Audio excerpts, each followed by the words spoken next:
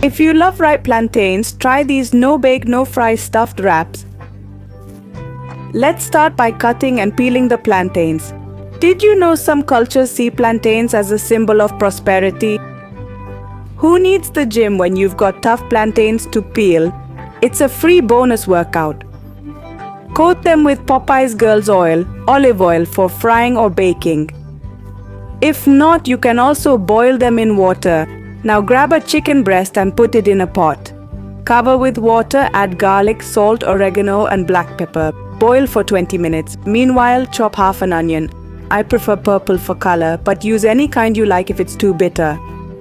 Fun fact, red onions have anti-aging antioxidants, so it adds color and keeps you fresh as a daisy. Also, find a cilantro sprig and chop it finely. Optionally, you can use parsley if you prefer it. Cilantros like that friend some love, others hate. If you're team cilantro, go for it. If not, parsley is always there for you. The chicken is now cooked. Remove it from the pot and place it in a bowl to shred with a fork. Well, the fork didn't work, so I used my fingers. It's easier that way. Anyone else feel like Hulk when shredding chicken by hand? It's super therapeutic. Once the chicken's well shredded, add the chopped onion. Similarly, we'll add the parsley. Add 2 spoons of mayo, salt to taste, and squeeze a lemon or lime. Believe it or not, here comes the star, avocado. Peel it and add it to the mix. Avocado's the Brad Pitt of ingredients, always stealing the show. Did you know some places call avocado green gold? Add that gold to your mix for a touch of luxury, and boy, does this get delicious.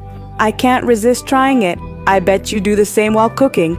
Once cooked, mash the plantains in a bowl with a masher, fork, or bottle until you get a paste. We Dominicans call it mango.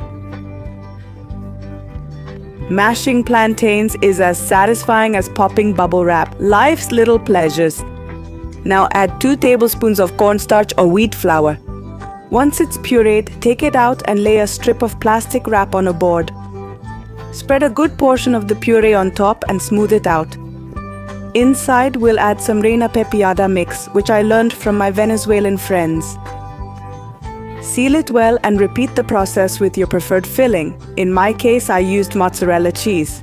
Now let's head to the stove. In a pan, add a tiny drizzle of olive oil and cook the plantain.